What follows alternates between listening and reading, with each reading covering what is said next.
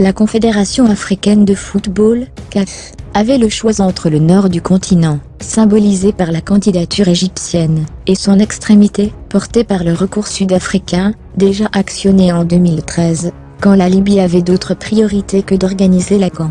Le curseur s'est finalement déplacé vers l'Égypte, qui accueillera pour la 5e fois, après 1959, 1974, 1986 et 2006, le tournoi le plus couru d'Afrique. L'histoire rappelle qu'à l'exception de 1974, les pharaons ont toujours fait la loi chez eux, et il n'y a aujourd'hui plus de raison de ne pas faire de l'un des favoris de la prochaine édition, surtout avec un certain Mohamed Salah, comme chef de file.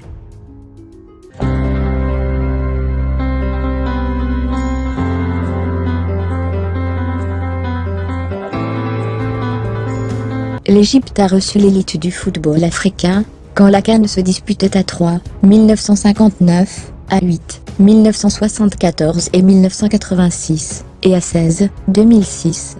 Le pays aura donc le privilège d'organiser la première phase finale à 24, dans 4 ou 5 villes, puisque les sites du Caire, d'Alexandrie, de Port Saïd, de Suez et d'Ismaïlia sont évoqués. Au niveau de ses infrastructures, le pays dispose des stades nécessaires. Certaines enceintes, dont celle de Bor al-Arab, près d'Alexandrie, sont très récentes et donc fonctionnelles. Il y aurait même de quoi tout faire au Caire, où le stade international finit d'être rénové, résume Patrice Carteron, qui connaît bien la mégapole cairote, pour y avoir entraîné le Wadi Degla SC, janvier-novembre 2016, et Al Ahly, mai-décembre 2018.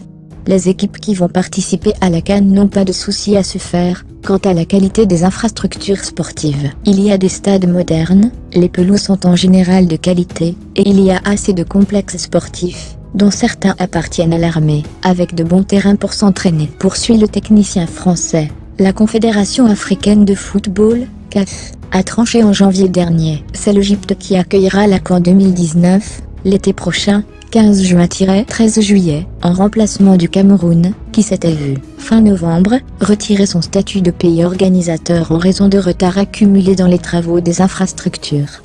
La candidature égyptienne a été préférée à celle de l'Afrique du Sud, qui avait également fait savoir qu'elle était prête à organiser cette Coupe d'Afrique.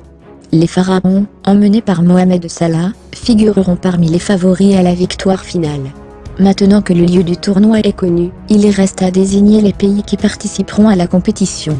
Pour le moment, 14 des 24 places qualificatives disponibles ont trouvé preneur: Madagascar, Tunisie, Égypte, Sénégal, Maroc, Mali, Ouganda, Nigeria, Algérie, Mauritanie, Guinée, Côte d'Ivoire, Ghana, Kenya, et les derniers strapontins seront attribués lors de la fin des éliminatoires au courant du mois de mars. Changement de date pour la Coupe d'Afrique des Nations, CAN, 2019.